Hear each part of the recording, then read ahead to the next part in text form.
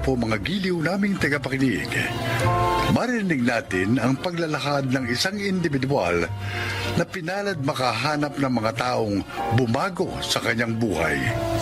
Siya ay si Lucas. Ako si Lucas. Nagtatrabaho ko bilang isang family driver.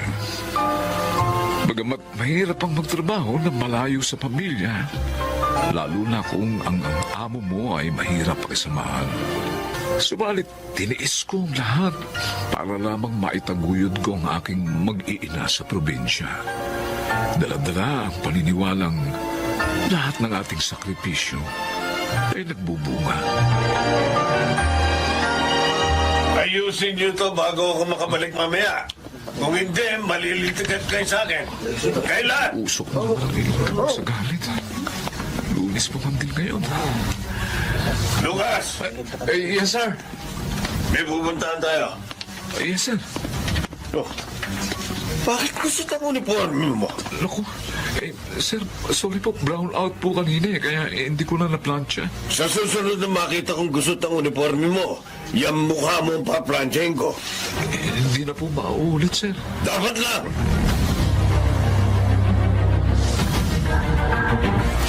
Mang Lucas, Uy, Sir Jay, good morning po.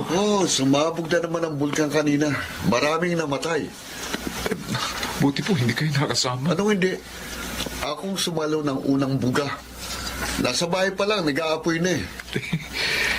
Hindi ko siguro si Tito Philip. Baka nilayas ang una siya. Grabe kong magsalta. Akala mo hindi taong kausap. Grabe. Pasensyahan nyo na po. Matanda na kasi. Bakit ikaw? Hindi ka naman kagaya niyang irritable. Hindi naman ako pwedeng umasta lang ganyan sa kanya, sir. Habak na driver lang ako. Hindi kasi yan sa edad. Nasa tao talaga yan. Buti, napagtsatsagaan mo ugali niya. Kailangan, sir. May binubuhay akong pamilya.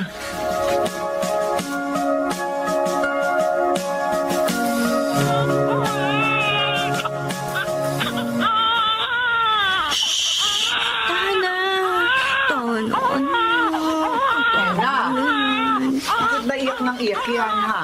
Nay, nilalagnat po kasi. Hindi ko alam po bakit. Ha? Patingin nga. Bae, mukhang may kabag din siya. Ano po bang gagawin ko? Mabuti pa ipa-check up mo na. Wala po akong pera eh.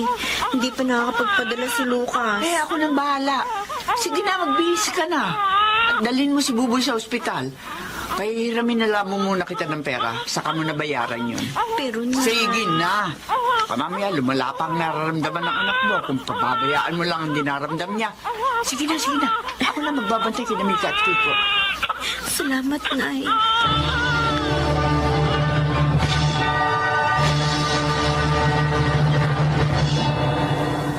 O ano, kumusta na ngayon si Buboy? Bumaba ng lagnat. Napainom ko na ng gamot. Buti naman. Bukas pa ako susweldo. Ipadadala ko agad dyan, ha? Salamat, Lucas. O ikaw, kumusta ka naman? Baka napapabayaan mo na rin ang sarili mo, ha? Huwag mo ko alalahanin. Ikaw, kumusta ka na? Ayos naman. Maayos ako rito. Sabi ko naman sa'yo, wala akong problema rito. Lucas! Lena, tatawag ako ulit mamaya, ha? Sige, Ha? okay. Lucas! Sir! Kanina pa kita tinatawag. Di ba sabi ko sa'yo, ayoko na humahawak ng cellphone pag oras ng trabaho? Sorry, sir. Sorry po. Ipagpamanin nyo. Hindi na mahuli, sir. Sunduin mo si Olivia sa airport. Yes, sir.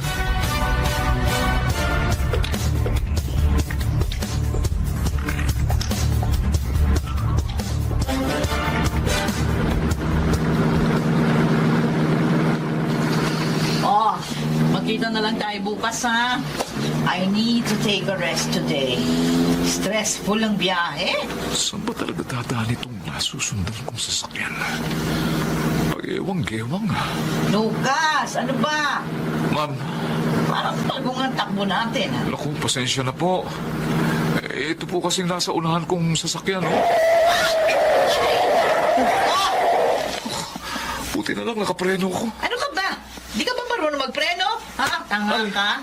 Muntik na ako masubsob sa front seat. Ma'am, sorry po. Hindi ko po sinasadya. Napalakas po ang preno kasi biglang huminto yung nasa unahan ko sa sakyan Ayusin eh. mo pagmamaneho mo. Kung ayaw mo mawala ng trabaho.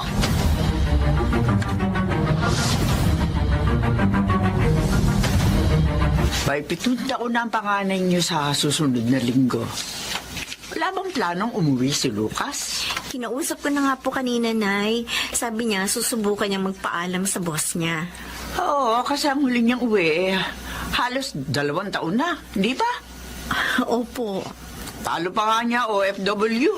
Subsob nga po sa trabaho eh. Sabi niya kasi, gusto niya na makapagpatayo kami ng sariling bahay para hindi na kami nakikipisan dito sa inyo. Eh, ayos lang naman sa amin ang tatay mo na dito muna kayo sa bahay. Pero mas mainam pa rin po yung meron kang sarili, di ba ho? Kaya lang paano naman kami makakapagpatayo ng bahay kung ganito nauubos lang sa mga gastusin na kinikita ni Lucas. Kaya tuloy minsan, parang gusto ko na magtrabaho eh. Para matulungan ko siya sa paghahanap buhay.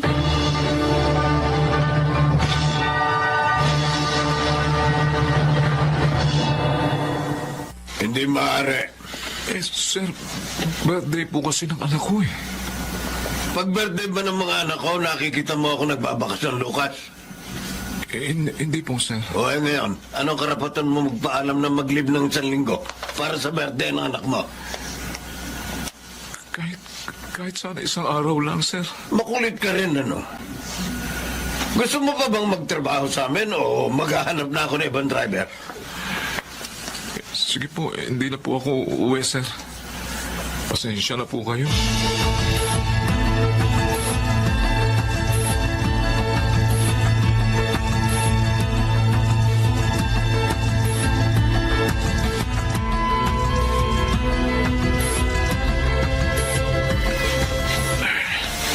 Ayan.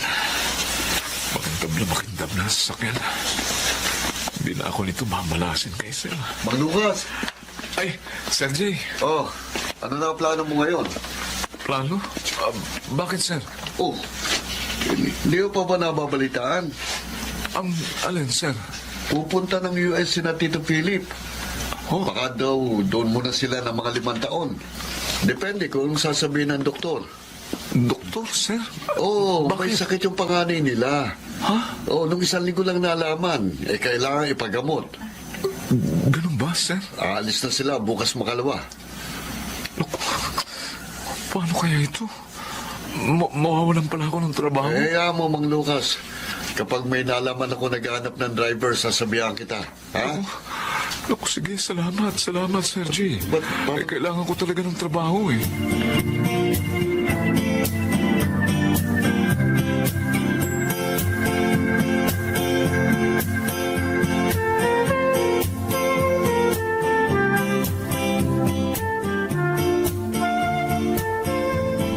Paano yan? Mahirap pa namang maghanap ng trabaho ngayon. Sabi ko po kay Lucas, baka maaaring umuwi na muna siya para dito na lang siya maghanap ng trabaho. Ano naman na makukuha niya yung trabaho dito? Ano, babalik siya sa pagdadrive ng tricycle. Kakarampot naman ng kita. Hirap maging mahirap, Nay. Ay, sinabi mo pa. Susubukan ko na rin maghanap ng trabaho. Kailangan ko na talagang tulungan si Lucas sa paghahanap buhay. Kung habang buhay kaming ganito, hindi kami makakaahon sa buhay. Paano na kapag high school na mga anak namin?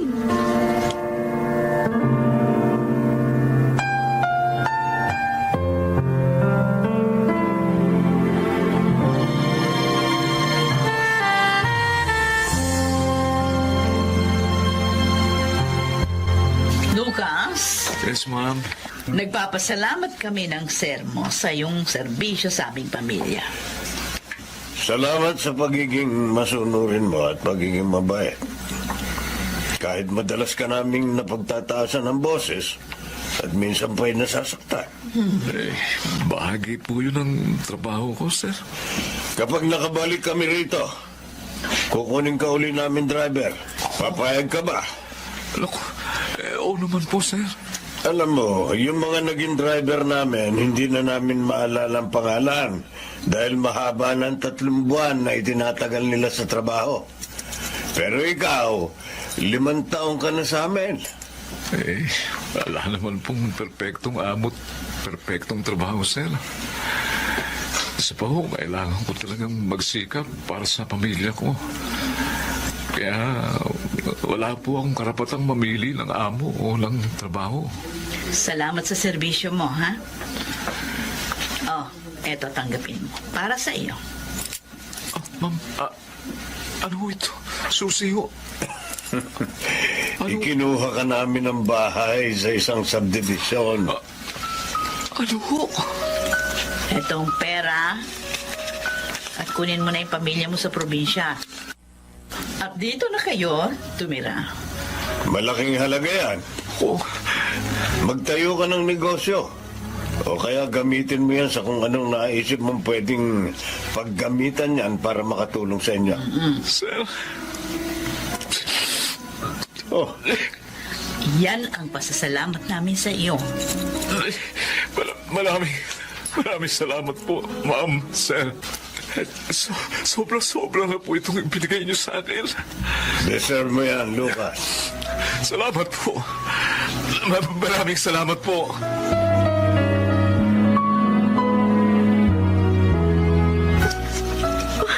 Hindi pa rin ako makapaniwala na may sarili na tayong bahay, Lucas. Lena, Umiiyak ka na naman. naalala ko lang yung mag-asawa.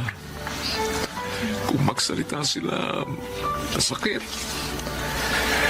Alam mo, ilang beses ko rin naisip na layasan sila. Pero nagtiis ako dahil sa pangangailangan natin. Tiniis ko ang bawat masasakit na salita, pati yung mga pang-iinsultong natatanggap ko mula sa kanila. Pero tingnan mo ang kapalit ng pagtsatsaga ko, Lena. Mapalit ka, Lucas. Mapalit tayo.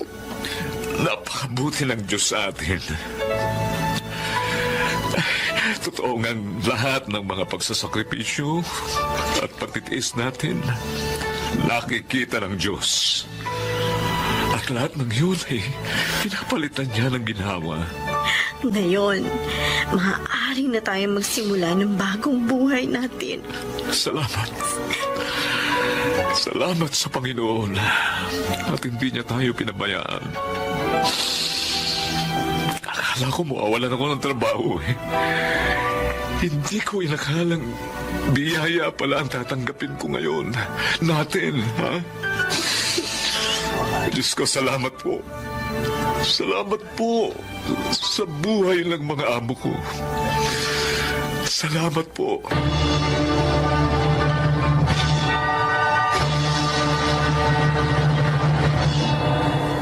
Ginamit kong pambili ng 2 unit ng tricycle yung perang ibinigay sa akin ni Mama at Sir.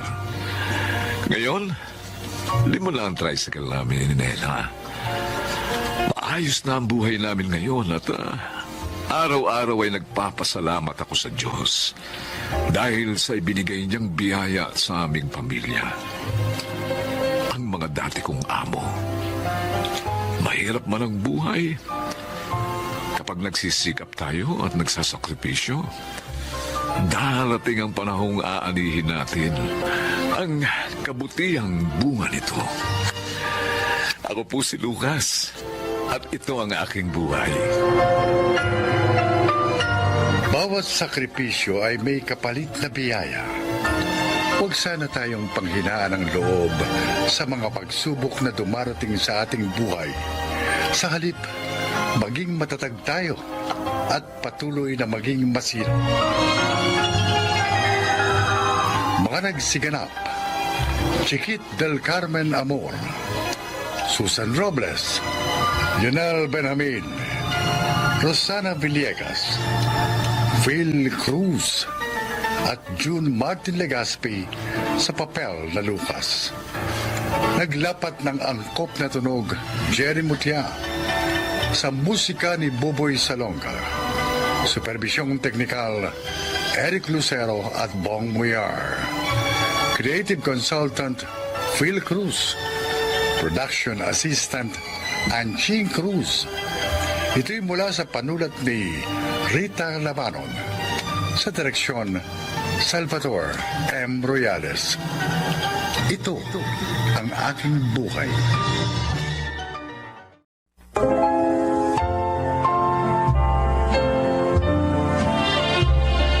Magandang araw sa inyong lahat.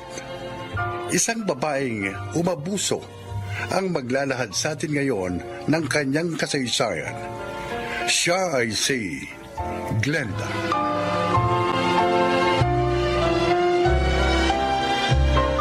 May kaya sa buhay sina Chito. At dahil masipag naman kaming dalawa, lalong guminhawa ang buhay namin nang ikasal kami. Nakakahiyamang sabihin, pero dahil doon, kaya nagbago kami. Masarap naman itong almusal, Glenda. Ba't nakasimangot ka? Si Neneng kasi, nakita ko, may isa na namang kapitbahay na binigyan ng tanim nating kamyas. Ha? Na naman? Oo! Teka, dati ba niyang ginagawa yun? Oo nga! Ba't di mo siya binawalan? Hindi niya dapat gawin yun. Lalo na't wala tayong permiso. Sinabihan ko na siya. Kaso nga, may Oh. binigyan na naman siya kanina. Ha? Ang katwiran niya, kaunti lang naman daw ang hiningi ng kalugar natin. Pangsigang lang daw. Ba, kahit na. Dapat magtanim sila ng may magamit sila. Hindi yung namimirwisyo sila ng iba. Yun din nga nasa isip ko. Alam mo, gusto ko nang paalasin si Neneng eh.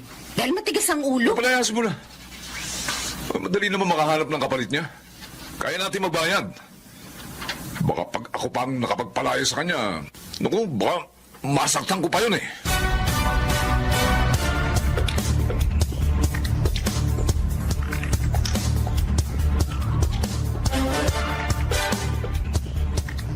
Oh, kanina nang lumabas kayo, masaya kayo. Pero nang pumasok na kayo dito, malungkot na kayo. May nangyari po ba sa labas, Nay? Oo nga, Nay. Sumama po ba ang pakiramdam ninyo? Hindi. Hindi, Rogelio, Regina. Nakita ko kasi si Neneng. Naawa ako sa kanya. Bakit ho? Ano po bang nangyari sa kanya? Pinalaya siya ng mag-asawang Glenda at Chito. Nagalit daw sa kanya yung mag-asawa dahil sa pagbibigay niya ng konting kamya sa isa nating kalugar. Dalawang yun talaga, oh. Sobra? Yumaman lang parang hindi na marunong makipagkapwa. Oo nga. Yung isa nga nating kapitbahay, inis sa kanila. Kung makapagsalita raw kasi, kala mo kung sino. Masyadong mataas ang tono. Kalahati nga lang ng sweldo ni Neneng ang ibinigay ng mag-asawa. Ay, ano ho? Eh bakit ganun? Eh yung kalahati raw, bayad ni Neneng sa mga pananim nilang ipinamigay niya.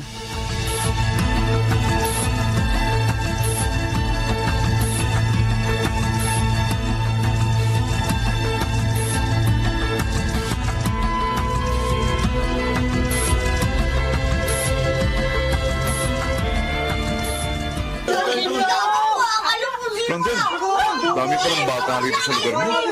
Oo, Chito. Masaya nga ang dalawang anak namin eh. Ha? Masaya sila? Dito?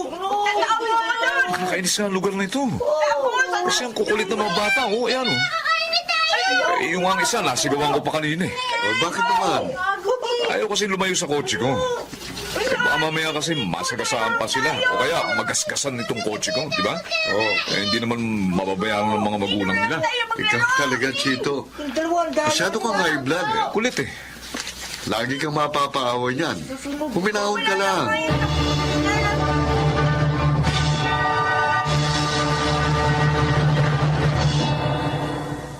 Nahihirapan po kayong umihi, Nay? Oo, anak eh. Kailan pa ho yan? Eh, siguro mga 1 linggo na. Hindi ko nga lang pinansin. Naisip ko kasi baka mawala rin. Sasabihin ko po ito kay Rogelio para madala namin kayo sa doktor pagdating niya. Huwag muna. Oh, Huwag muna tayo magpunta sa doktor. Baka naman makuha to sa paglalaga ng dahon ng sambong. sambong. Oo. May mga nagsabi sa akin. Maganda raw yon para makaihi ka ng maayos. O sige po. Sige, manghihingi po ako ng dahon ng sambong para mailaga natin. Pero pag hindi po nagbago yung pakiramdam nyo, dadalhin na namin kayo sa doktor.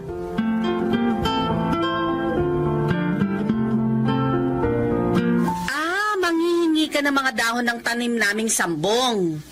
Oo, sana, Glenda. Konti lang naman para sa biyanan ko. Kay Nanay Anita. Inabala mo ako sa ginagawa ko, manghihingi ka lang pala.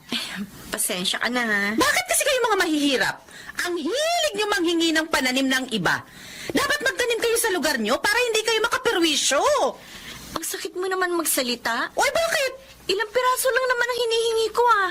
Nakikiusap pa ako. Ang dami mo nang sinabi. Oy, kung ayaw mong masaktan, huwag kang manghingi. Umalis ka na nga dito, perwisyo. Oo, aalis ako. Di man makailangan ako itaboy. Damot mo. Yumaman lang, hindi na marunong makipagkapwa.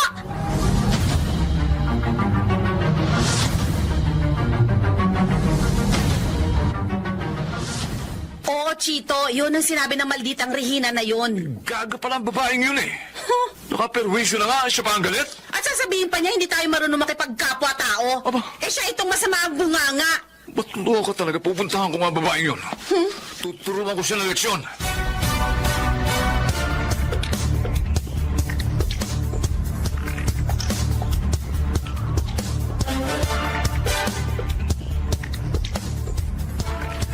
Eh bakit ka ba nagagalit? Hindi ka naman kinuha yung sambong niyo, ah. Kahit na. Pinagsalitaan mo pa rin na masakit ang asawa ko. Chito, siya ang una nagsalita ng masakit sa akin. Wala kang karapatang saktan ang loob ng asawa ko. Dapat sa'yo tinuturuan ka ng leksyon eh. Aray ko, bitiwan mo ang braso ko. Halika. Aray ko naman! Oh, Bitiwan mo si Regina, Chito! huwag ka makialam dito ha. Hindi mo binibigyan ng leksyon ang asawa mo. Kaya ako magtuturo sa kanya. Sabi ng bitiwan mo siya!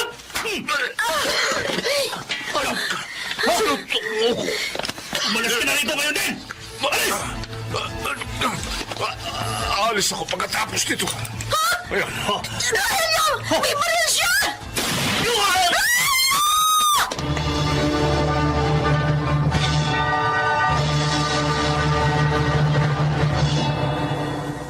Ano nangyari, Chito? Bakit ganyan ang itsura mo? Napatay ko si Rogelio, Glenda. Ano?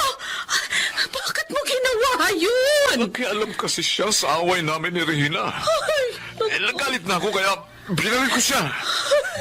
Kaso napuruhan ko. Hindi ka dapat makulong, Chito. Ayoko makulong ka.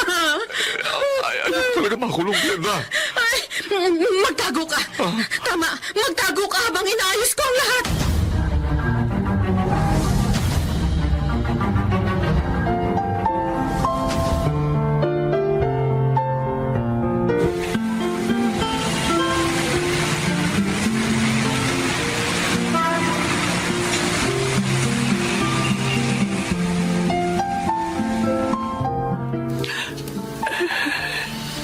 Inay, umiiyak na naman po kayo. Naalala ko lamang si Rogelio, Regina. 3 taon nang patay ang anak ko. Pero hanggang ngayon, hindi pa rin nahuhuli ng mga pulis ang walang yan si Chito. Hindi pa rin nagkakaroon ng katarungan ang kanyang sinapit. Nalulungkot din po ako dahil doon, Inay. Pero hindi po ako pinanghihinaan ng loob. Patuloy po akong umaasa sa malaking magagawa ng Diyos. Madadakip din po si Chito. Huwag po tayong huminto sa pagdalangin.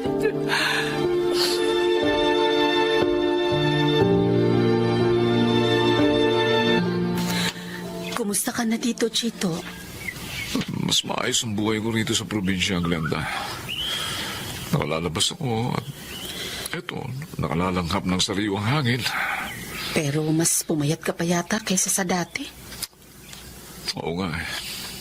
Siguro dahil nalulungkot ako. O ano, kumusta naman ang mga anak natin? Ayun, miss na miss ka na nila. Miss na miss ko na rin kayong lahat. anak, maibabalik ko nga lang ang panahon. Hindi ko nagagawin ang ginawa ko kay Rogelio. Chito. Kaya lang, wala na. Nagawa ko na lahat. At si Regina, hanggang ngayon, ayaw pa rin nila ng areglo. Mr. Chito Rosales. Bakit ho? Mga polis kami. At dinarakip ka namin sa salang pagpatay. Kay Rogelio Makabayan. Hindi! Huwag niyo huliin ang asawa ko! Maawa kayo sa kanya!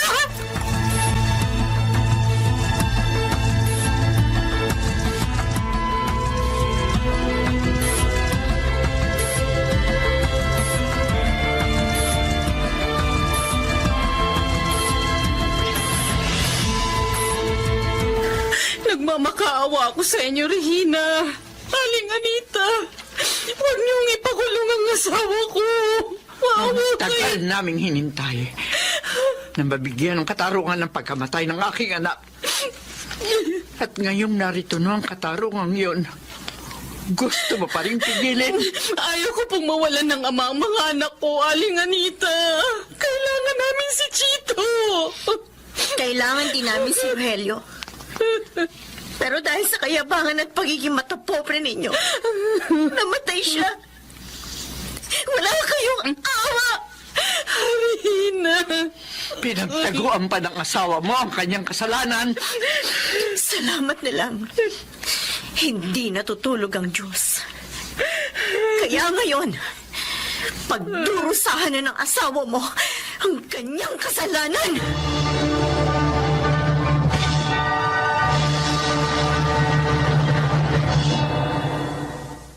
Magsisiman ako, huli na ang lahat. Nagdurusa na ang aking asawa sa kasalanang sa akin nag-ugat. Bago ho ako magpaalam sa inyo, gusto ko lang manawagan sa mga ginang na nakikinig. Sana'y maging mahinahon kayo sa pagpapayo sa inyong kabiyak at huwag niyo siyang ibuyo sa kapahamakan. Ako po si Glenda at ito ang aking buhay. Mahalaga na ang tao ay maging mahinahon at huwag pumatol sa walang kabuluhang away upang hindi masira ang kanyang buhay. Mga nagsiganap, June Martin Legaspi, Chiquit del Carmen Amor, Maynard Landicho, Susan Robles, Phil Cruz at Jenaline de la Cruz sa papel na Glenda. Naglapat ng angkop na tunog Jerry Mutia, sa musika Buboy Salonga, supervisyong teknikal Eric Lucero at Bong Muyar. Creative Consultant Phil Cruz, Production Assistant Anching Cruz. Ito'y mula sa panulat ni Selma Corporal Alcantara. Sa direksyon, Salvador M. Royales. Ito ang aking buhay.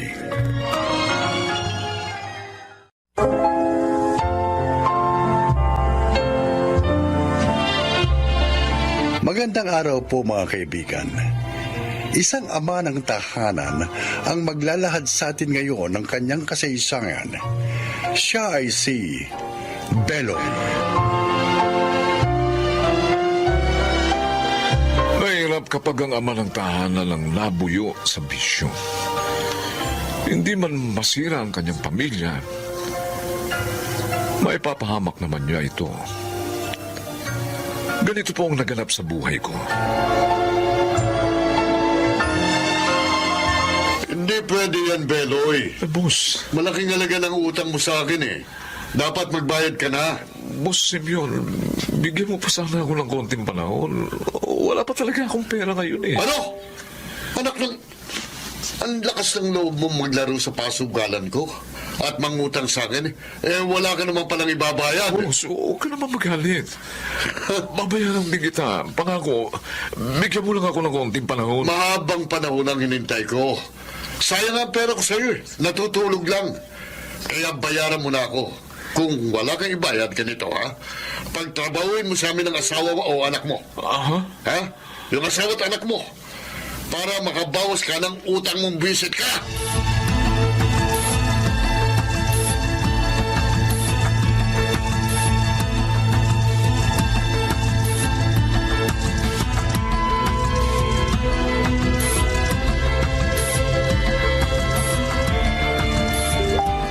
Bakit ka naman nagkautang ng ganong kalaking halaga sa mayamang yun, Beloy? Ay, Diyos ko. Nalulung ako sa paglalaro sa pasugalan niya eh. Kaya natalo ako ng malaking halaga eh. Diyos ko naman.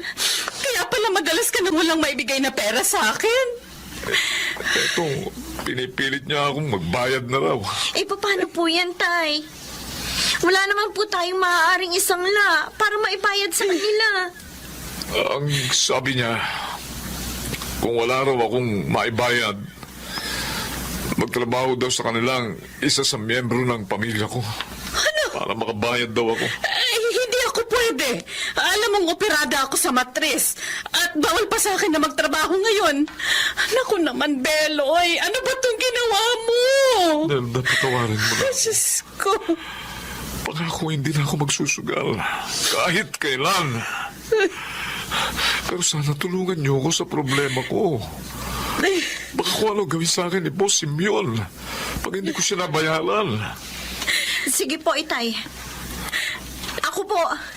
Ako na lang po magtatrabaho sa kanila. Pero anak, baka mahirapan ka. Lalo po mahirap kung patayin nila si Itay.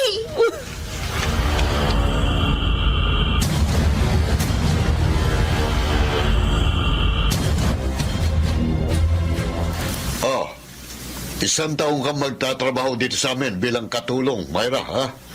Yun ay para makabayad kayo sa utang ng tatay mo. Opo. Opo, Sir Simeon. At ayoko sa katulong na tamad at tanga. Gusto ko masipag at alisto. Naintindihan mo? Opo. Pasalamat kayo, mabait kami. Hindi namin pinakulong ang tatay mo. Kaya dapat, tumbasan mo ang kabutihan namin. Sige na, Elvira. Ituro mo na sa kanya magiging lugar niya para makapagtrabaho na yan.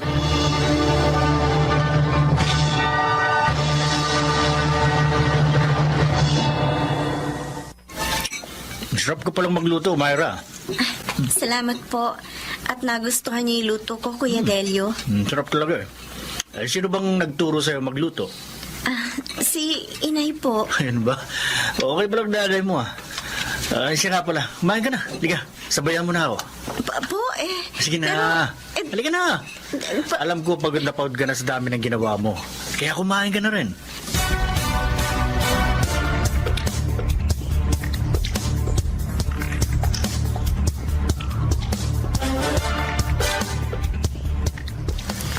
Ma'am Elvira, bakit po? Malandi ko! Ma'am! Bakit niyo naman po ako sinampal? Kitang-kita ko! Nilalandi mo yung anak ko! Hindi po totoo yan, ma'am. Hindi ka na nahiya? Sumabay ka pang kumain sa kanya? Si Kuya Delia po, nagsabi sabayan ko siya sa pagkain. Kahit po tanungin niyo po siya. Sagot ka po! Totoo po yung sinasabi ko. Gusto ko ipaalala sa'yo. Nasa ibang bansa lang ang manugang ko. Pero babalik siya. Kaya layuan mo si Delio. Hindi kita gusto para sa kanya. Ang kapal na mukha mo. Malandi ka!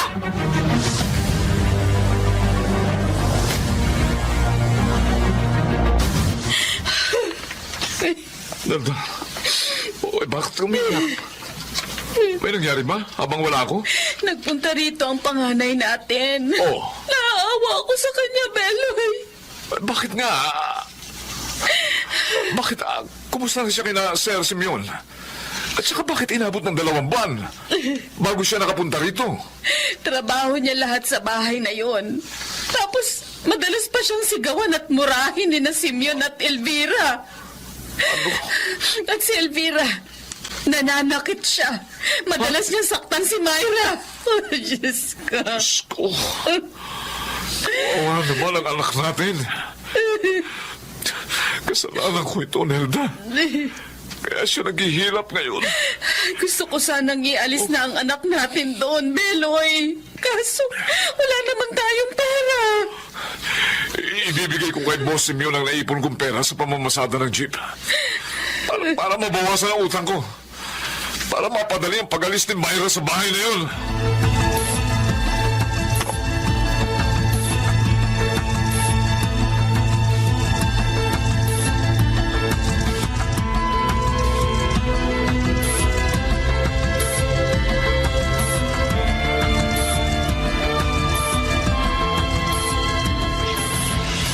Myra! Myra! Halika nga rito! Ma'am Elvira? Bakit po? Ikaw talaga, ha? Napakatanga mo! Ma'am, bakit niyo po ako hinampas ng damit niyo? Bakit mo nilagyan naman siya ang damit ko? Ha? Napakamahal nito! Gaga ka talaga! Mama po ako! Gaga! Palipasa! Puro basahan yung damit mo! Kaya hindi ka marunong mag-ingat ang mamahaling damit! Niya ka! Linti ka lang sa sabon mo! Perwisyo ka talaga! Kahapon may nabasag ang plato! Ngayon naman sinira mo ang damit ko! Hindi ko po sinasadya, ma'am. Hindi sinasadya? Ayoko. Idadagdag ko sa utang nyo ang halaga ng lahat ng nasira mo! Buwisit ka!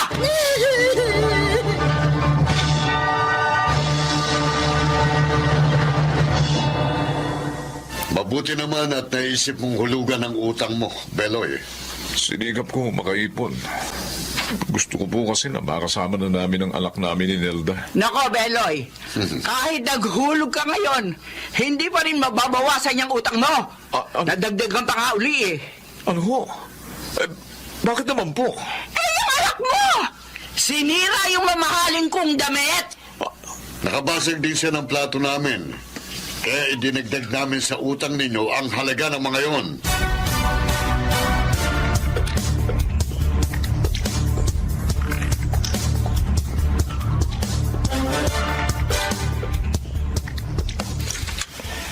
Pwede ko po ba kayo makausap, Daddy? Tungkol saan, Delio? Tungkol po kila Myra at Mang Beloy. Bakit? Ano tungkol sa kanila?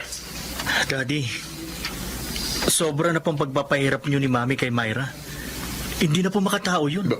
Delio, Hindi ko gustong saktan ng loob ninyo pero mali po talagang ginagawa ninyo. Maging ang pagdaragdag ninyo sa pagkakautang nila. hindi mo kami dapat pagsabihan ng ganyan. Mga magulang mo kami. Dapat nasa panig ka namin. Oo, mahalaga po kayo ni Mami para sa akin. Ayoko po naman na may masamang masabi sa inyo, mga tao. Bakit ba ganyan ka, ha? Siguro, nagkakagusto ka sa Myra na yun, ano? Po, Totoo marahil ang hinala ng mami mo. Daddy, hindi po totoo yan. Eh, Mahal ko ang asawa ko at ang anak ko. Gusto ko lang naman po magbago kayo. Matakot kayo sa karma ng masama ninyong ginagawa.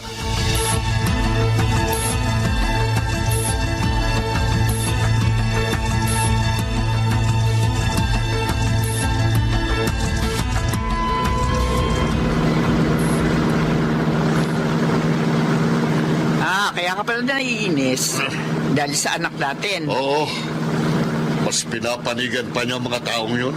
Ay, talaga niya si Delio, oo. Paano hindi nag-iisip? Na nga siya ang pag-usapan natin. Pati paniningil natin ba utang, masira din. Elvira, Oh, bakit? Uy, Simeon, bakit tayo kung natatakot yan? wala tayong preno. Ha? Ano? No, hindi! Kumapit ka, mahuhulog tayo sa tuloy. Kapit!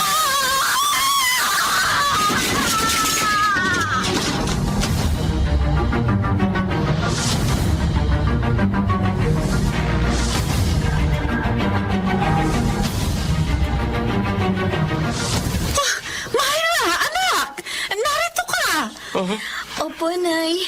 Pinauwi na po ako ni Kuya Delio. Ano? Bakit? Ano nangyari? Bakit siya nagpa-uwi sa'yo? Patay na po si Ma'am Elvira at Sir Simeon. Nahulog po sa tulay ang kotse nila nung makalawa. Diyos ko. Ayun po, pinaglalamayan po ngayon ang bangkay nila. Marahil paraan na ito ng Diyos upang makawala ka sa kanilang kalupitan. Siguro nga po, Inay. Pero naaawa pa rin po ako sa kanila. Anak, patawarin mo ko, ha? Kasalanan ko kaya ka naghirap. Tay, Ngayong narito ka na uli, anak. Lalo ako magsisikap para maging maayos na ang buhay ng pamilya natin.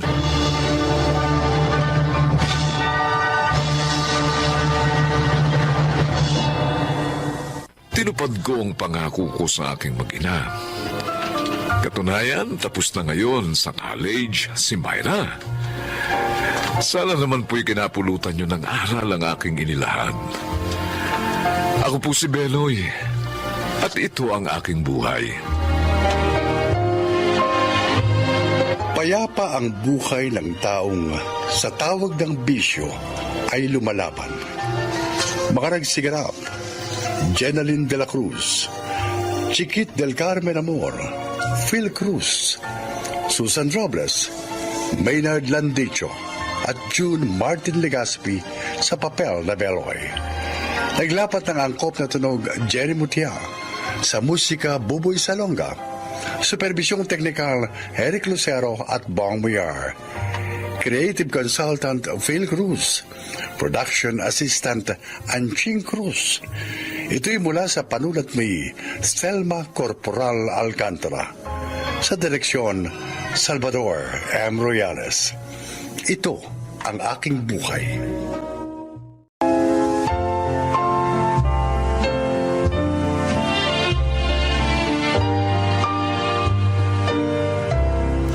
Mga kaibigan, sa araw na ito, inyong maririnig ang kwento ng isang nilalang na kapupulutan nyo ng aral sa buhay. Siya ay si Nancy.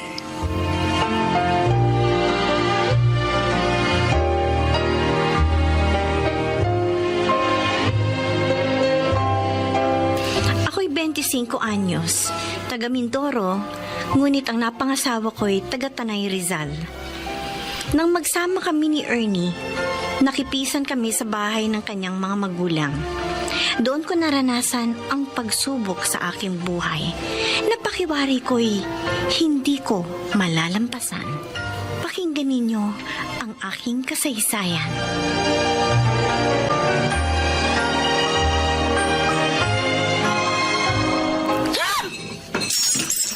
Ate Brenda! Bakit mo ibinatong pinggan sa sahig? Kahit basagin ko lahat ng kasangkapan sa bahay na to, wala kang pakialam. Wala kang pakialam dahil pamilya namin ito, Nancy. Muntik na ako natalsikan ng bubo. O bakit, may reklamo ka? Wala! O talagang wala kang karapatan magreklamo kahit na anong gawin ko. Asawa ako ng bunsong kapatid mo. O hindi ka asawa ni Ernesto. Hindi pa kayo kasala, no? 3 araw na kami nagsasama sa Mindoro bago niya ako isinama dito sa inyo sa Tanay. Kahit na 10 taon na kayo nagsama ng kapatid ko, anumang oras, pwede ka pa rin niyang hiwalayan. Kaya wala kang dapat ipagmalaki. Hindi naman ako nagmamalaki, ate. Huwag mo akong tawaging ate. Naalibad ba na ako? Bakit ka naman ganyan? Kapag narito sa bahay si Ernie, maayos ang trato mo sa akin. Pero kapag nagsusolo ako rito, pinagsusungitan mo na ako, tinatarayan. Para malaman mo, hindi ako pabor na nasampid ka sa pamilya namin. Ano bang gusto mong gawin ko? Para matanggap mo akong asawa ng kapatid mo. Wala! Nancy, kahit na anong gawin mo, hindi kita matatanggap na kapamilya. Hindi! Kahit kailan!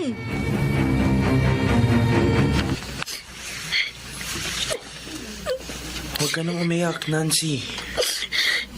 Ernie, ayoko sana magsumbong sa'yo. Pero hindi ko na matiis ang masamang trato sa akin ni Ate Brenda. Wala naman akong ginagawang masama sa pangalan ng kapatid mo.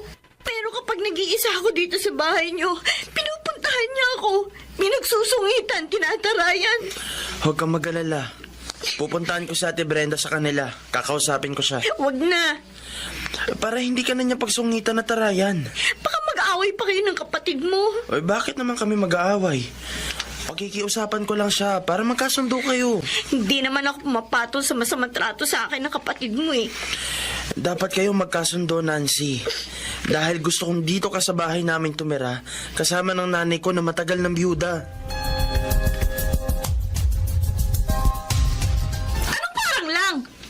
Talagang masama ang tingin ko sa'yo, Nancy. At masama pati loob ko. Kaya kita sinugod nung malaman ko nag-iisa ka dito sa bahay namin. Alam ko namang sa pamilya ninyo ang bahay na ito, Ate Brenda. O bakit nandito ka pa? Hindi ko naman inaangkin ang bahay na ito. O kung wala kang balak angkinin, di umalis ka. Wala kang karapatan tumira dito at magmay-ari sa kahit na anong bagay na nandito. Wala kang karapatan! Kung ang bag na binigay sa akin ni Mamang ang ipinagpuputok ng butsi mo, ibabalik ko sa'yo. Ayan. Saksak mo sa baga mo. Ang taray mo, ha? Bakit talabanan mo na ako? Wala akong balak lumaban sa'yo, ate. Nire-respeto kita bilang nakatatandang kapatid ni Ernesto. Bakit pinagdidilatan mo ako? Namamatwiran lang ako. Dahil ate, sobra ka na eh. Kahit wala akong ginagawang masama sa'yo sa konting kibot o walang kabagay-bagay na dahilan, inaaway mo ko. Dahil kumukulo ang dugo ko sa'yo. Kaya huwag kang sasagot-sagot ang pabalang sa akin, ha? Wala kang karapatan dahil sampid ka lang. Naintindihan mo? Sampid ka lang!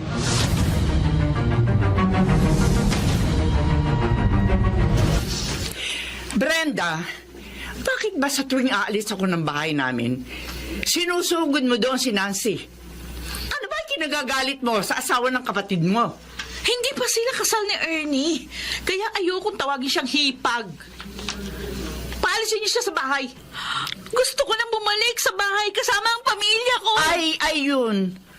Di lumabas din ang dahilan ng pinagpuputok ng butsi mo. Gusto mong palayasin ko si Nancy sa bahay at kayo ang titira. Mamang, dati naman kaming doon nakatira. Oh, binigyan ko kayo ng pagkakataong sa bahay tumira. Pero anong ginawa nyo? Wala na kayong ginawang mag-asawa kundi magbangayan, mag-away. Napakagulo ng pamamahay. Walang katahimikan. Kaya napilitan akong palayasin kayo. Mama! Ako mismo ang nagmungkahi kay Ernie na sa bahay na sila tumira ni Nancy. Para meron na kumakasama sa bahay. At natutuwa ako. Dahil napakaayos niya sa bahay. Masipag, mabait, mapagkakatiwalaan. Kaya walang dahilan para paalisin ko siya. At para sabihin ko sa iyo ang totoo, nakakagaanan ko na siya ng loob.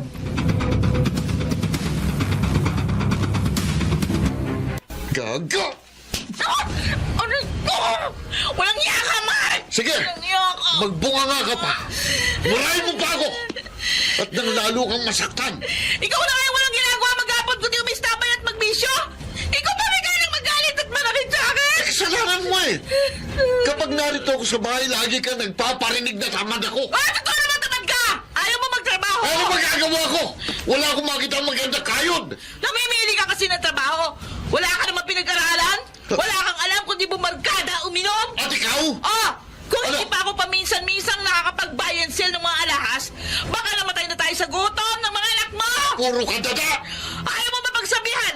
O ayaw mo naman magpakatino? Eh, responsable ka, tamad batugan ka! Nakulili ng tenga ko sa kadadada mo.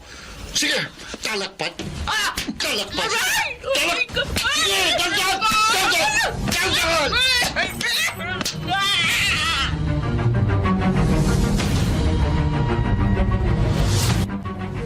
Lumabas ka ng bahay, Nancy! Labas! Ate Brenda, maya ka naman sa mga kapitbahay. Wala akong pakialam sa mga kapitbahay! Kapag ganitong nananakit may katawan ko, talagang gusto ko makatagpatayan! Bakit ako susugurin mo? Asawa mo kaaway mo siyang nanakit sa'yo. Dahil ikaw talagang problema ko. Ayaw mong lumayo sa bahay na ito! Ate, hindi ako makakaalis dito dahil ayaw ni Ernie na umalis kami dito. Ang sabihin mo, interesado ka sa bahay na ito at sa lahat ng mga gamit na naririto. Mapagsamantala ka, mapagkamkam, makapal ang mukha mo. Aray ko, mukha mo. Ay, pwede na. Alam ko, di ba? Baka mapilitan ka lumayas dito, kakalbin kita. Para makakasusin. Sige, ano? Gusto mo busin ka mo ba? Habra ka na! Tagal na ako nagtitimpi sa'yo, lalakbanan na kita! Sige, sige, dapat ka. Sige, Tayo! Hindi kita lalakbanan!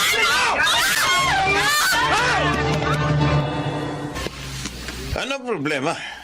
Ba't kayo nag-aaway? Ay, Kasalanan mo yung kapitan eh!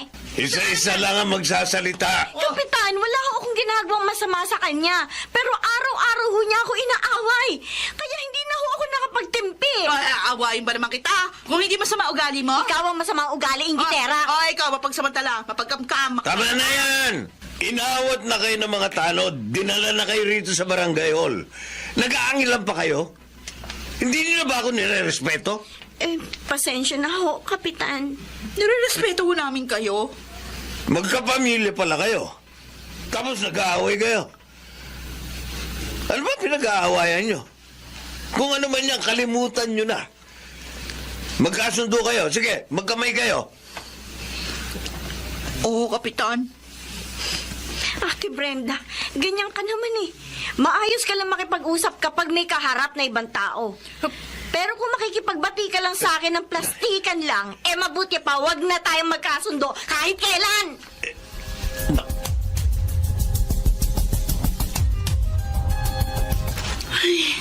Kahit na malayo ang nilakad ko at mainit ang sikat ng araw, ay sulit naman yung pagod ko. Nakapagbenta ako ng alahas. Ay, oy, ano to? Ano tong nararamdaman ko? Nahihilo ko ah. Nagdidilim ang paligid ko.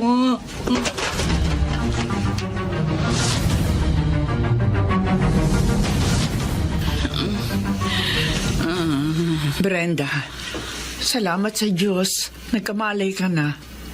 Mamang, Sabi ng doktor, kapag natauhan ka, ligtas ka na raw sa peligro. ano nangyari sa akin? Nawalan ka ng malay sa kalsada.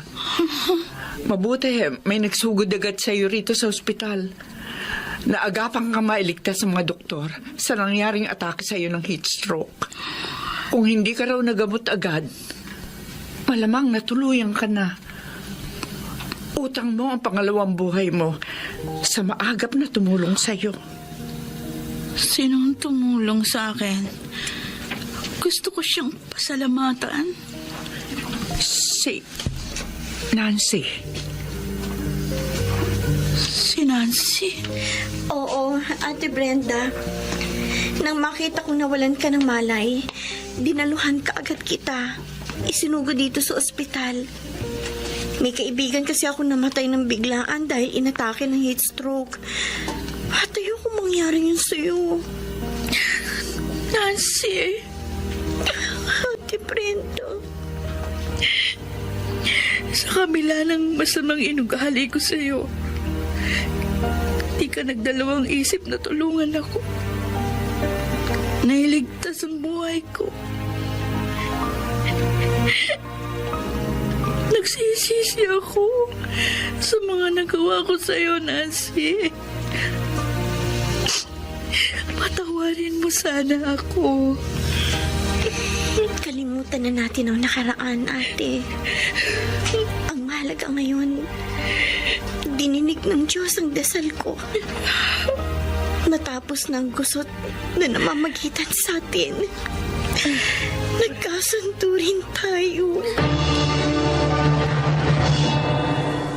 Matapos kami magkasundo ni Ate Brenda, naging maayos na ang aming pagtitinginan. Nagtutulungan na kami at nagdadamayan. Ang hipag ko pa, ang malaki ang naitulong, kaya nakasal na kami ni Ernie. Sana'y kinapulutan ng aral ang aking kasaysayan. Ako, si Nancy. At ito, ang aking buhay. Mga nagsiganap, Chiquit del Carmen Amor, Angelo Alcantara, Rosana Villegas, Phil Cruz, Susan Robles, at Leonel Benamin. Naglapat ng angkop na tunog, Jenny Mutia. Sa musika ni Buboy Salonga, supervisyong teknikal, Eric Lucero at Bong Boyar. Creative consultant, Phil Cruz. Katulong sa produksyon, Anjing Cruz. Ito'y mula sa panulat ni Orly Aquino. Direksyon, Salvador M. Royales. Ito ang aking buhay.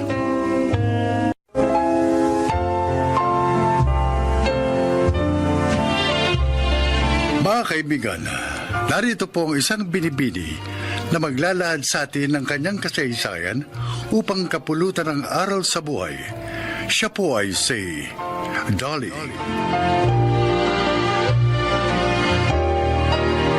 Isa po akong nurse 3 taon na ako nagtatrabaho sa isang ospital. Nung kunin ako ni Briggs para maging private nurse ng mami niyang may sakit.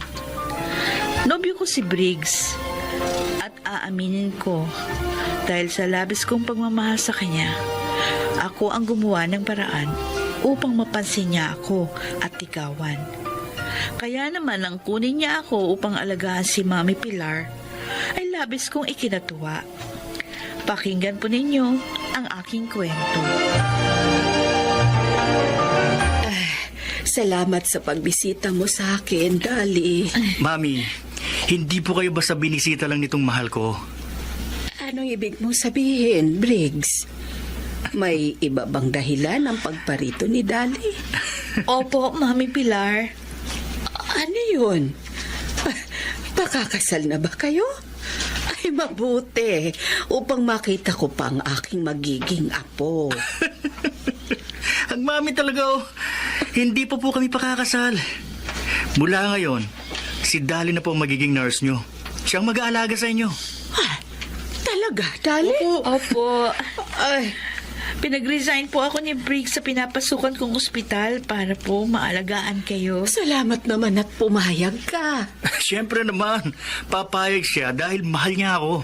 At mahalaga sa akin ang mga mahalaga sa iyo, Briggs. Masaya ako at makakasama na kita ngayon, Dali. Hindi na ibang tao ang mag-aalaga sa akin at magmamalasakit.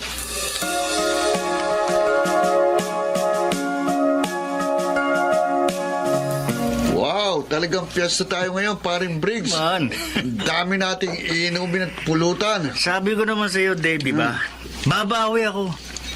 Sa ilang linggong hindi ko pag-inom ng alak. Dahil sa pag-aalaga ko kay Mami Pilar. Bilib ako sa'yo. Ang lakas mo kay Dali. Ako pa? Akalain mo, iniwan niyang ospital para sundin ka. Teka, inom lang ako.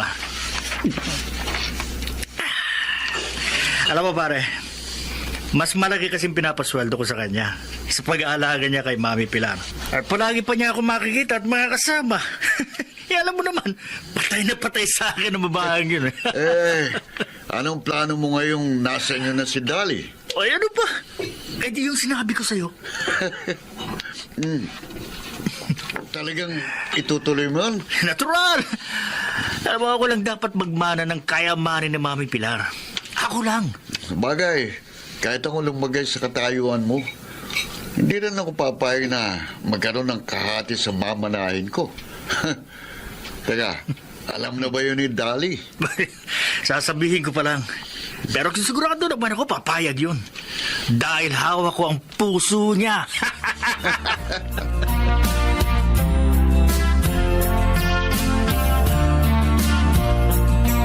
Oh, kumusta naman ang trabaho mo sa mami ni Briggs, anak? Ayos naman po, Nay. Mabait si Mami Pilar. Tsaka hindi mahirap pasunurin sa mga instruction. O kayo ni Briggs. Nay, kung yung inaalala nyo, baka nakalimutan ko na yung pangako ko sa inyo. Hindi po. Kahit na mahal ko pa si Briggs, gusto ko pa rin tuparin yung pangako ko sa inyo. Na yun ay walang iba, kundi ang ikasal ng malinis. Ay, salamat naman, anak. Para din naman sa'yo. Kaya gusto kong ingatan mo ang sarili mo. Upang kung sakali mang hindi kayo magkatuluyan niyang si Briggs, malinis ka pa rin. Nay naman, huwag niyo naman sabihin na hindi kami magkakatuluyan. Mahal na mahal ko po si Briggs. Ang sabi ko, kung sakali, walang masama, anak, na maging handa ka sa mga bagay na maaaring dumating.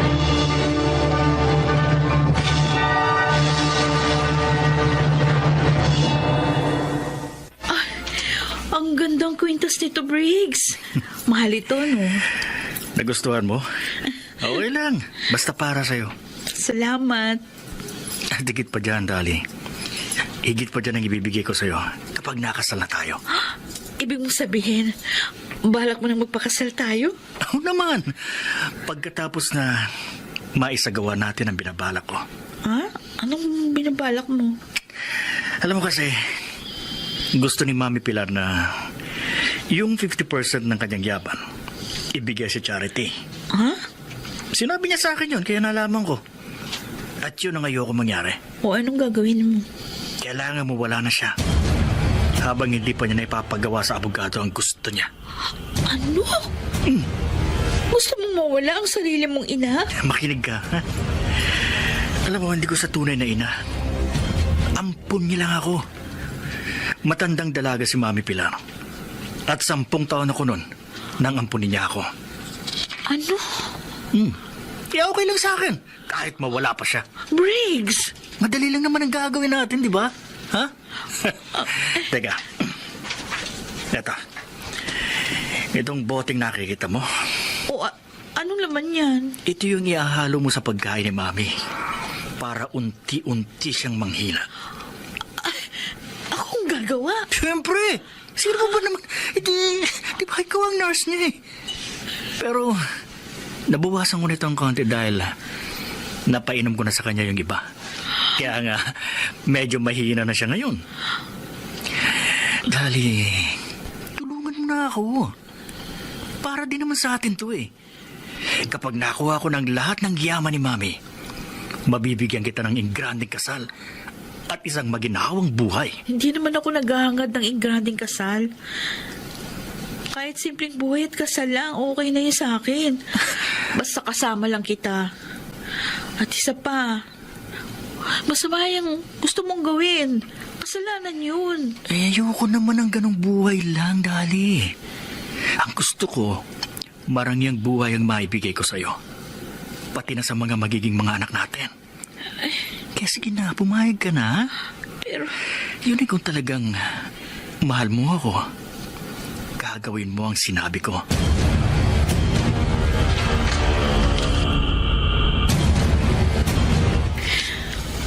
Napakasama niya.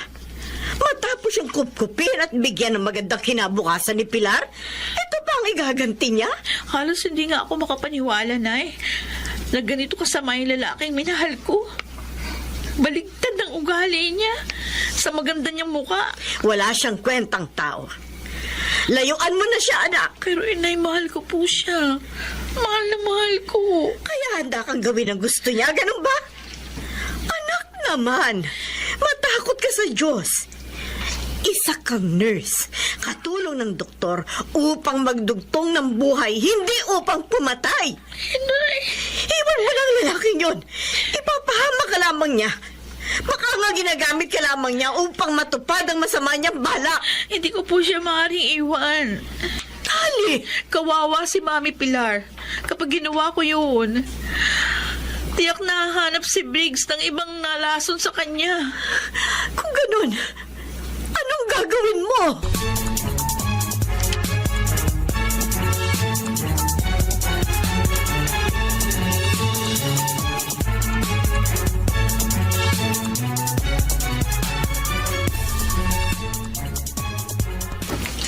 Ayon sa pagsusuri, lason nga ang laman ng boteng ito, Dali.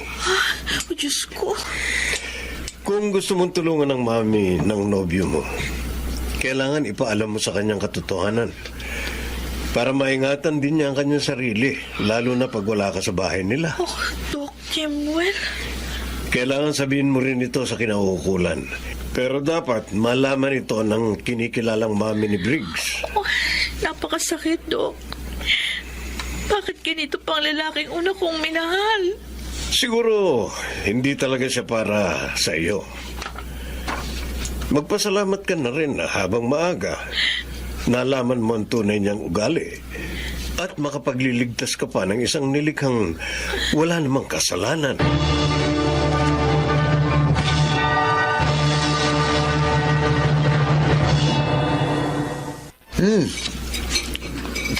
Ang sarap pala magluto ni Dali, Briggs. Dami ko nakain. Talaga? Parang gusto ko pa eh. Huwag kang mag-alala. Sasabihin ko sa kanya, pabaunan ka mamaya pag uwi mo. Nasaan nga pala siya? Inasaan pa? Eh di pinapakain si Mami. Ibig mo sabihin, nakumbinsi mo siya? Nangihina na si Mami, kaya sigurado ako, ginagawa na ni Dali yung gusto kong mangyari. Ha? Galing mo talaga, pare.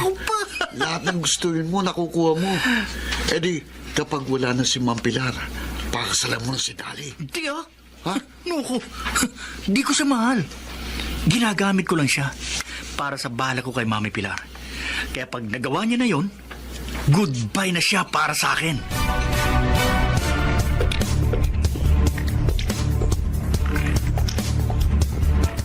Bakit ganon, Dali?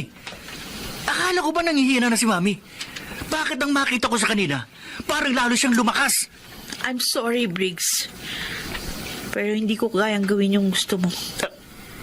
Ano sinabi mo? Ulitin mo nga! Hindi ko kayang gawin. Ang iniutos mo, lasunin ko ang babaeng umampon at nagpala sa'yo. Walang hiya ka! Pinaniwala mo ako, susundin mo ako. Yung pala, niloko mo lang ako, ha? Tama na yan! Itigil mo na ang pananakit kay Dali. Mami Pilar, nakakatayo na kayo? Oo, dahil pinagaling ako ni Dali. At matagal ko na ring alam ang maitim mong balak. Mami, Isa kang ahas, Briggs. Matapos kitang kupkupin, pagbabalakan mo pa akong patayin. magpapaliwanag po ako. Sige na, Mamang Polis. Hulihin niyo na ang lalaking ito. Naku, sir, hindi. Huwag po. Ayoko. Hindi ako sasama sa inyo.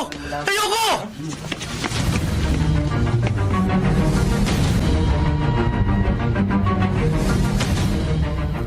Ang hayop na yun. Sinaktan ka pa. Hayaan niyo na siya, Inay. Total nakakulong na siya. Pasensya ka na sa mga nangyari, Dali. Okay lang po yan, Mami Pilar. Basta importante, ligtas kayo. Pero nasasaktan at nalulungkot ako. Dahil ngayon, mag-isa na lang ako. Huwag kang mag-alala. Madalas ka naming dadalawin ni Dali. Hindi kaya maaaring dumito na lang kayo? Po, Ituloy mo na lang ang trabaho mo sa akin, Dali.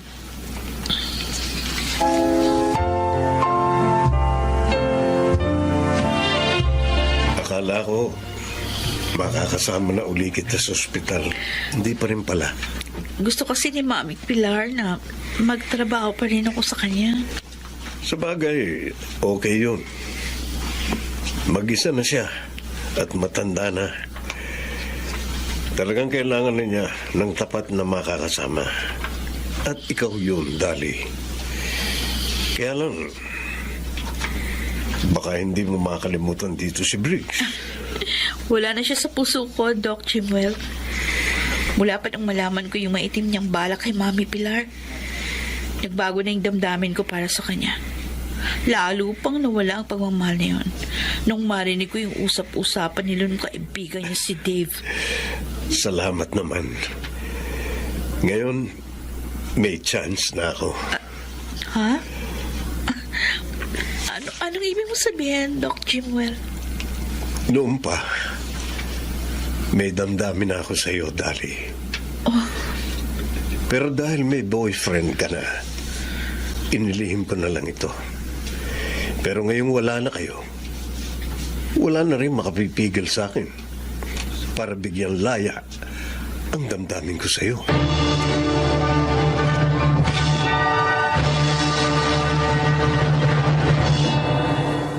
Naging mabilis ang paglimot ko kay Briggs.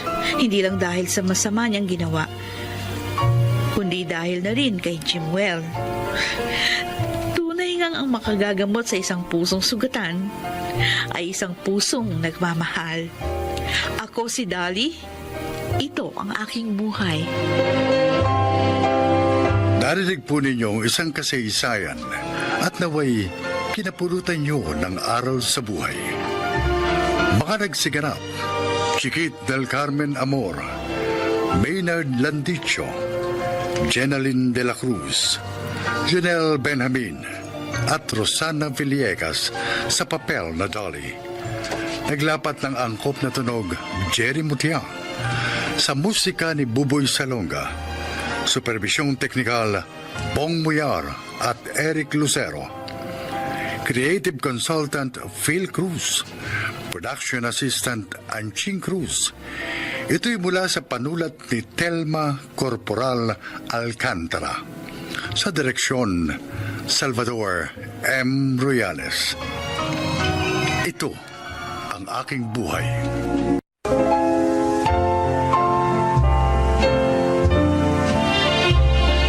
Mga kaibigan, isa na namang kasaysayan ang kapupulutan nyo ng aral sa buhay ang inyong maririnig.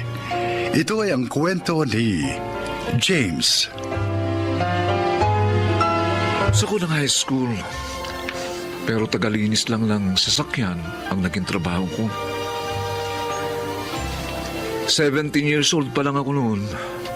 Pero naging ama na ako. At dahil ayaw sa akin ng pamilya ni Nancy, nakitira kami sa aking mga magulang.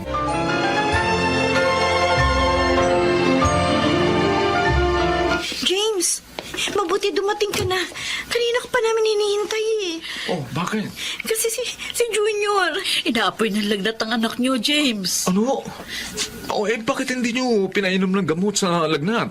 Ginawa ko na yun. Kaso ayaw pa rin mo wala ang lignat niya. Ay, naku. Palagay ko dapat nang madala sa doktor ang aking apo. Paano mo ba ito? Wala akong pera.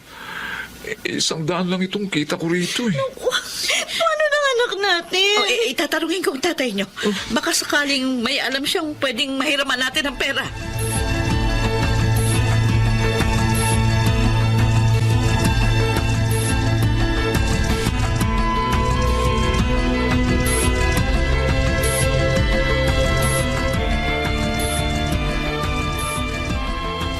Nagkasakit pala apo ko. Noong isang buwan yung bunso. Ngayon naman si Junior. Opo, Nay. Sabi ng doktor kaya ganun dahil kulang sila sa masusustansyang pagkain. At malamang tulad ng dati, ipinangutang uli ni Naneli at Dante ang pagpapagamot sa bata. Wala po kasing pera si James. Kailan ba naman nagkaperang wasar na yon? Wasar na nga lang ang trabaho, tamad at may bisyo pa. Nay. Nagulat ka, no? Dahil alam ko ang bisyo niya. Ikaw nga, anak, tigilan mo na ang pagiging tanga sa lalaking yon. Iwan mo na siya. Umuwi kayo ng mga apo ko sa bahay. Tapos, magtrabaho ka. Mahal ko si James, Nay. Ay, lintek na pagmamahal yan. Hindi mo maibibilihan ng pagkain, lalong hindi maipambabayad sa doktor. Ayoko rin pong mawala ng ama ang mga anak ko. Kung gaya din lang ni James ang ama nila, mabuti nga, wala na lamang silang ama. Anak, manong gumising ka na. Magsikap ka habang bata ka pa. At huwag mong sayangin yung buhay mo sa walang kwentang James na yon.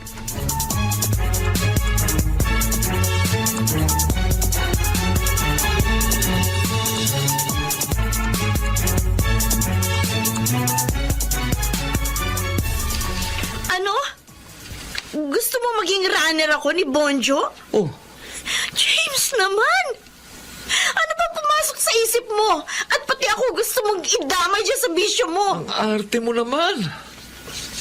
Ikaw din na iniisip ko, kaya inialo ko ang trabaho ito sa'yo. Dito kikita ka agad na walang hirap. Bababantayan pa ang mga bata. Kasi hindi mo kailangan magbabad sa trabaho eh.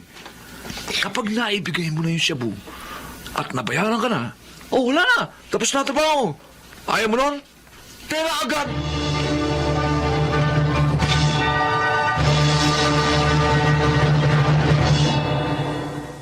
Ano ba yung kinagagalit nyo? Buti nga kumikita na maayos si Nancy. Gago. Bakit niyo ko sinuntok? Dahil baluktot ang katuwiran mo. Hindi mo dapat biniyo ang asawa mo sa ganong masamang trabaho. Ikaw ang dapat magtrabaho. Magsikap para sa pamilya mo. Hindi yung paggawa-gawa lang ng bata at pagsyabu-syabu ang alam mo. Wala nga po ang mapasukang trabaho eh. Kasi nga, tamad ka. Anak! May bityo pa. Anak, magbago ka na. Iwan mo na ang bisyong yan. Habang hindi pa huli ang lahat. Puro kayo pintas! Alis na lang kami rito! Palang hindi nyo na kami mapakailaman! Bumalik ka rito. Oy, James! Hindi pa tayo tapos! Naku, ano bang dapat natin gawin para magbago ng batang yon? Ano?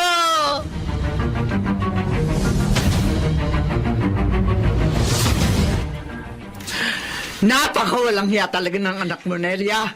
Binuyo na nga niya ang anak ko sa masamang trabaho. Inalayo pa sa atin. Malaing Tonya. Masakit din sa loob namin ni Dante ang ginagawa ni James sa kanyang pamilya. Pero ayaw talaga niyang makinig.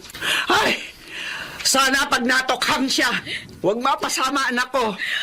Huwag ka naman magsalita ng ganyan, Balaing Tonya. Dahil pag nagkataon, kahit patay na si James, hindi ko pa rin siya mapapatawad.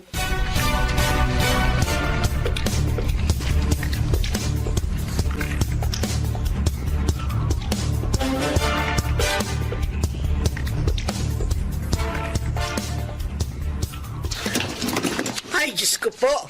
Ano ka ba naman, Dante? Nakakagulat ka naman kung magbukas ng pinto. May masamang nangyari sa manugang natin, Elia. Bakit? Ano nangyari kay Nancy? Hinuli ng mga pulis sa ako nagbebenta ng sabo.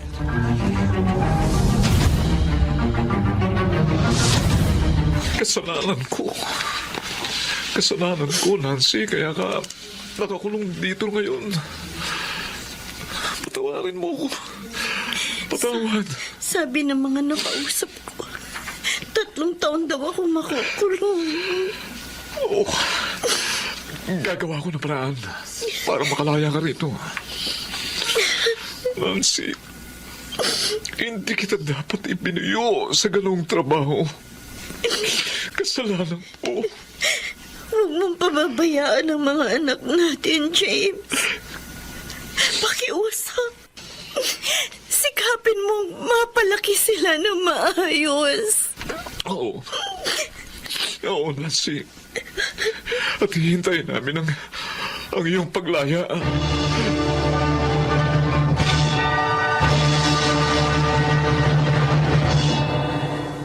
Abay, wala pala rito ang mga anak mo, James. Mang Martin, iniuwi ko muna sila sa mga magulang ko. Hindi ko po sila maalagaan dahil naglilinis po ako ng mga sasakyan. Nag-aaral pa rin po akong mag-welding. Aba, maganda yan. Sa pinapasukan ko, nangangailangan ng mga welder. Maaari kitang maipasok doon kung gusto mo. Talaga po, Mang Martin? Oo. Sa loob ng halos 1 taon, nakita ko naman talagang nagbago ka na. At iniwan mo na yung droga. Totoo po. At ngayon ko po napatunayan na pwede pa rin magbago ang isang adik. Nasa sa kanya lang yun. Tama. Napapansin ko nga hindi ka na rin umiinom ng alak. Lahat po ng bagay at gawaing makapagtutulak sa akin para muling magsyabu. Iniwan ko po, Mang Martin. Mabuti yan. Hayaan mo. Isasama kita sa pagbalik ko sa Saudi. Look, maraming salamat po, Mang Martino. Napakalaking tulong sa amin ang gagawin po ninyo. Hindi ko po sasayangin ang tulong ninyo. Pangako po yan.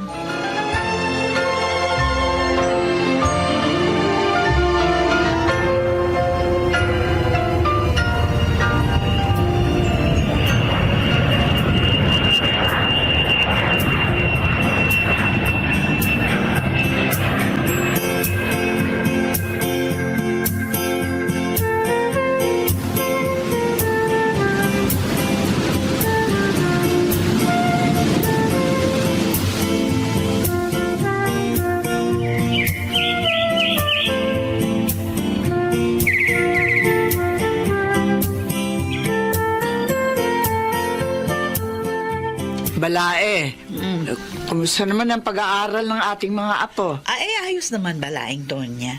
Matataas ang mga marka nila. Ah, kakatuwa naman. Galing nga pala kami kay Nancy nung 1 linggo. Ay, kumusta anak ko, Balaing Dante? Tagal na akong hindi nakakadalaw sa kanya dahil nga, ayun, nakakapos kami. Malapit na siyang lumaya, Balae. Yun ang balita niya. Salamat naman. Madalas ko na rin siya makikita. Kahit naman madalas ko siyang pagalitan noon. Mahal ko naman ang anak kong yun. Oo naman, Balae. Alam namin yun. Hindi naman porke kinagagalitan ng anak hindi na siya mahal ng magulang. Madalas, kaya tayo nagagalit dahil ibig nating maituwid sila ng landas. Sana naman sa pagkakataong ito, maunawaan na tayo ng ating mga anak. Palagay ko naman ay naiintindihan na nila tayo. Kasi nagbago na rin si James namin. Ay, may package nga pala siya para sa atin. Sandali ha. At kukunin ko ang para sa iyo.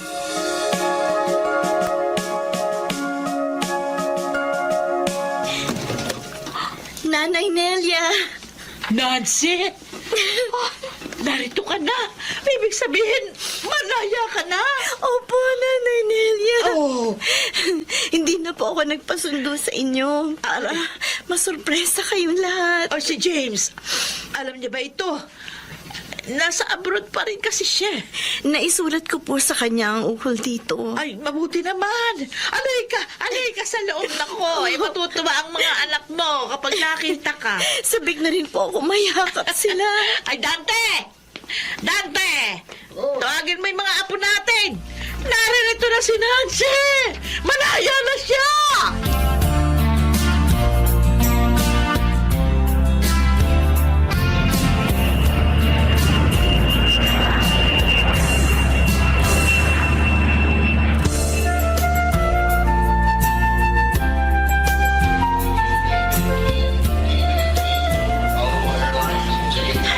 Nasaan na kaya si James?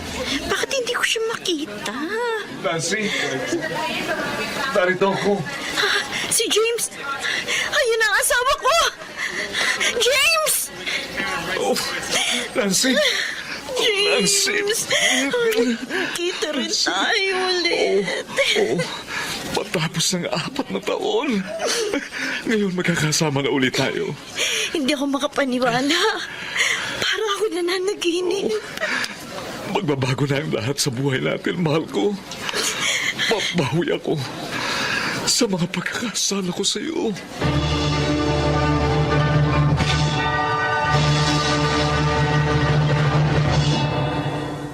Maayos na ang buhay namin ngayon ni Nancy. At sa awa ng Diyos, ay napag-aaral namin ang aming 2 anak. Patuloy pa rin ako sa pag-abroad para mapaghandaan naman ang pagka-college ng aming mga anak. Sana po, kinapulutan niyo ng aral ang aking inilahad. Ako po si James. At ito ang aking buhay. Kung magiging malambot lamang ang puso ng bawat tao at paiiralin ng tama, mababawasan ang suliranin ng lipunan. Mga nagsiganap, Chiquit del Carmen Amor, Rosana Villegas, Jonel Benamin, Susan Robles, Phil Cruz at June Martin Legaspi sa papel na James. Naglapat ng angkop na tunog Jerry Mutiang, sa musika Buboy Salonga, superbisyong teknikal Eric Lucero at Bong Muyar, creative consultant Phil Cruz, production assistant Anching Cruz. Ito'y mula sa panulat ni Selma Corporal Alcantara, sa direksyon Salvador M. Reales. Ito ang aking buhay.